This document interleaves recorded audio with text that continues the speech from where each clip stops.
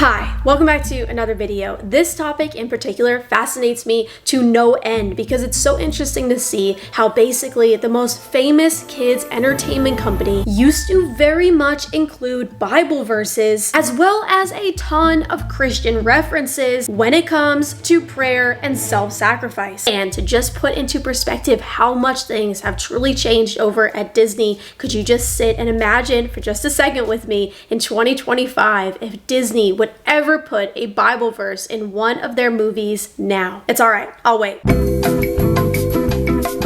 Yeah, not gonna happen. But as most of you guys know on this channel, they did just recently release their first ever Christian character. But if you watched that piece on my channel, then you know our first ever Christian Disney character was not for Christians. Yet, I distinctly remember so many of you guys commenting under that video and you're like, Taylor, this is not Disney's first ever Christian character. And forgive me because so many headlines painted this character as the first time Disney has ever entered the realm of Christianity. So I was confused by your comments and I ended up looking deeper. And upon looking deeper into this topic, I was actually surprised to find out that Walt Disney actually considered himself to be a Christian. All I ask of myself is to live a good Christian life. Deeds rather than words express my concept of the part religion should play in everyday life. Amen, Walt Disney. Second, and perhaps more interestingly, Walt believed in the centrality of prayer. A prayer, it seems to me, implies a promise as well as a request. At the highest level, prayer not only is supplication for strength and guidance, but also becomes an affirmation of life and thus a reverent praise of God. Walt Disney was baptized in the Congregational Church and attended Sunday school regularly. Really cool to find out, but it's not so surprising then that we would see that his beliefs were also showcased in some of his movies. However, let's be real before we go further, because although Walt Disney claimed to be a Christian, Disney itself was built on sand, as it is rooted in what is an abomination to God. And before you roll your eyes at me, all the way back in the 1940s when Disney was first releasing movies, hits in the 1940s and the 1950s, Christians were very skeptical and they actually considered Disney's themes to be demonic. I don't know what your algorithm looks like, but it's not just today in 2025 that people are calling Disney demonic. But okay, let's start looking at some movies, because the first ever Disney movie that was created would be the first and the very last princess that we would ever see deep in prayer. Take a listen. Bless the 7 little men who have been so kind to me, and may my dreams come true. Amen. Oh yes, and please make Grumpy like me. Women. And I haven't seen it, but I'm gonna go ahead and guess that in the new 2025 Snow White with Rachel Ziegler, there is not a scene of her praying. Because in 2025 at Disney, that would be weird.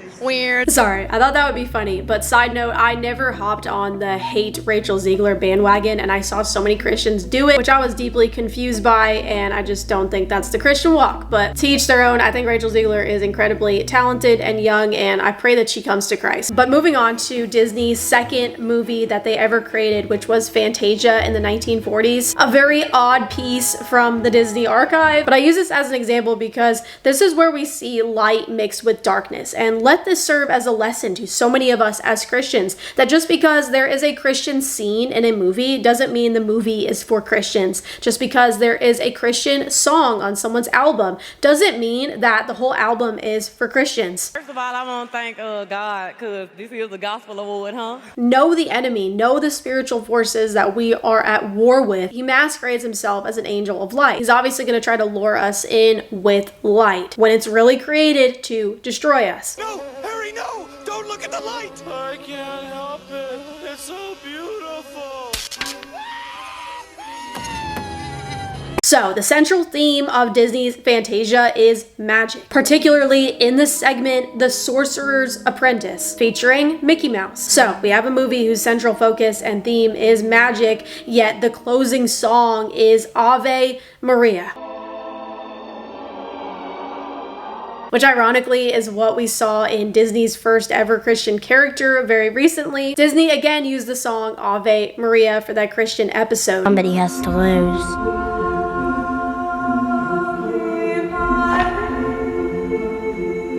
That again was just not Christian. But going back to Fantasia, another side note is that Disney picked up this movie again in 2000. And they released Fantasia 2000, which featured the Bible story of Noah's Ark. And just knowing who the devil is, what the devil's agenda is, we look at Fantasia in the 1940s and Fantasia in 2000. I look at this and I think, wow, what a clever way to get Disney into the Christian household by having an entire piece in this movie all about Noah's Ark. And the reaction in the 1940s when Disney did this was very mixed by Christians. One half of Christians found this to be beautiful. The other half of Christians, I would argue the Christians that actually read their Bible, that are on the straight and narrow road, were focused on the rest of the movie, the part of the movie that was not Christian, which they said was dark and satanic. The next movie they created was in 1941, and it's the movie Dumbo. I never noticed this scene, but listen to this godly message as Dumbo's mom is seeing him for the first time. Here is a baby with eyes of blue, straight from heaven right to you.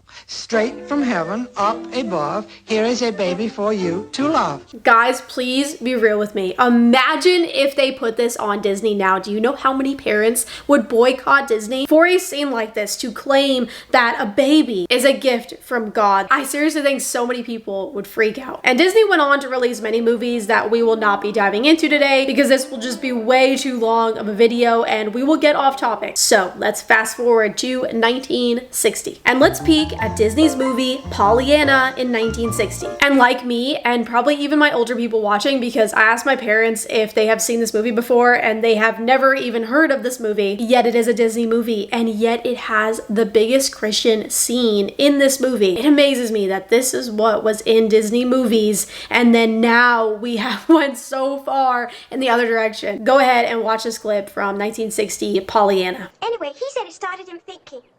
And from then on, he was going to look for the good in people. That's when we both started searching for the Bible for the texts. The text? Yes, you know. My father called them the glad passages.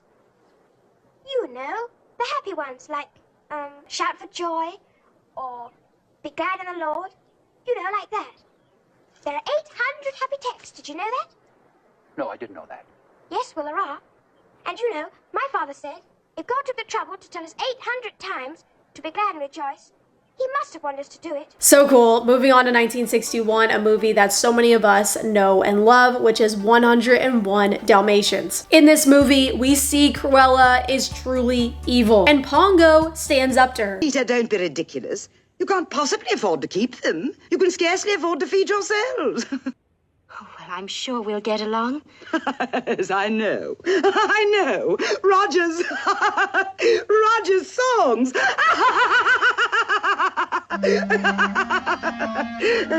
When can the puppies leave their mother? 2 weeks? 3 weeks? Never. What? We're not selling the puppies.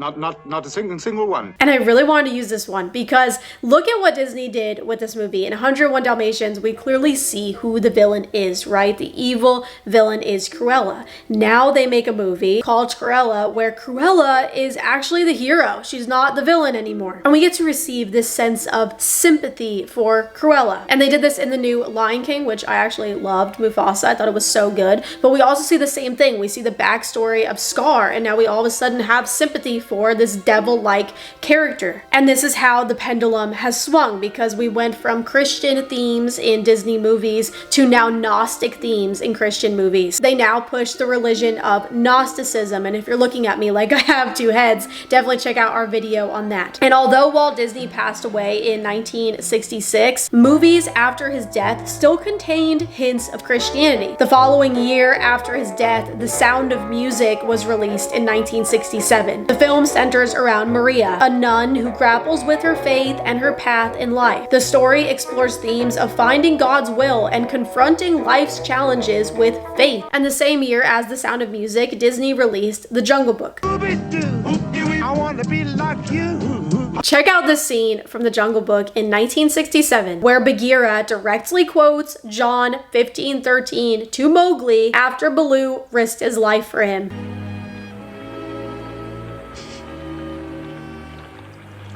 Now, I know how you feel. But you must remember, Mowgli, greater love hath no one than he who lays down his life for his friend. And how black and white it is now, you guys, where self-sacrifice is no longer promoted. What's promoted is individualism, is me, me, me. But now you have been promoted. Choosing what is best for that person, regardless of whether it's compatible with the greater good. I'm gonna follow what is best for me, regardless of who it's going to affect. Where the Bible teaches us to put ourselves last and everybody else before us. Disney now promotes the exact opposite of that. But they didn't always, and I love that scene from The Jungle Book. 10 years later, in one of my all-time favorite Disney movies, The Rescuers from 1977, we get to see the character Penny in prayer.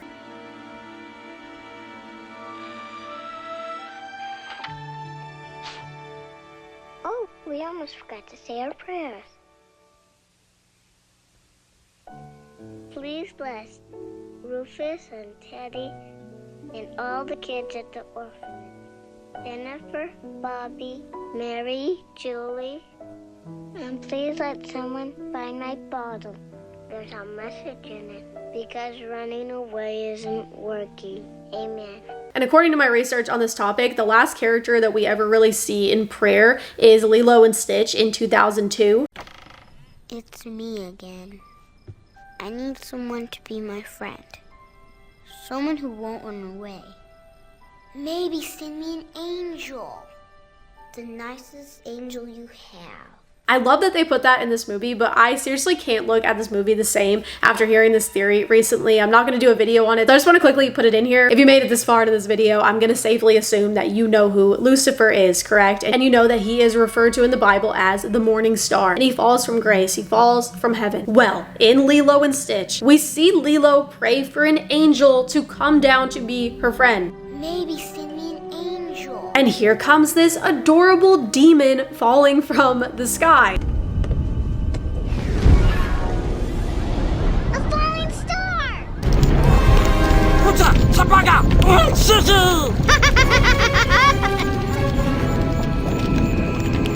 Who cannot be good. His only instinct to destroy everything he touches. Show us that there is something inside you that is good.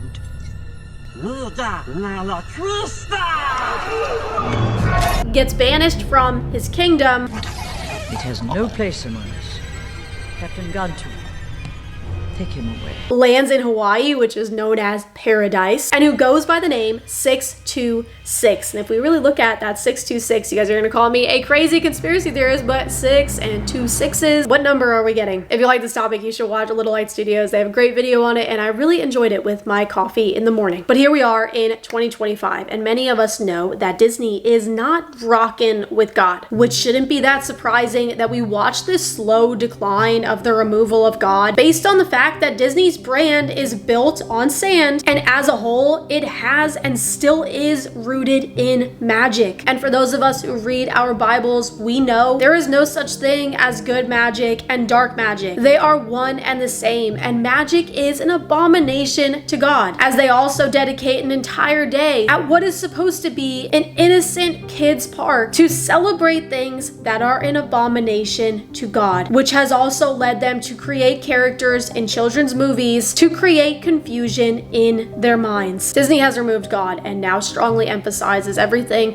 that God hates, but they do it in such a crafty way, in such a beautiful way, in a way that brings tears to our eyes, in a way that touches our hearts and gives us sympathy for the devil and gives us an altered view on what is right and what is wrong. The devil is crafty and cunning and beautiful. We need to be careful not to be drawn in by false light. God bless you guys. Thanks for for watching, and I'll see you in the comments, and I'll also see you for our next video. God bless you guys. Guys, what's up? Thank you so much for watching today's video. If you want to see more videos to help you grow in your faith with Jesus, go ahead and hit that subscribe button and also that notification bell so you are notified the second we post a new video, and I will see you guys in the comments.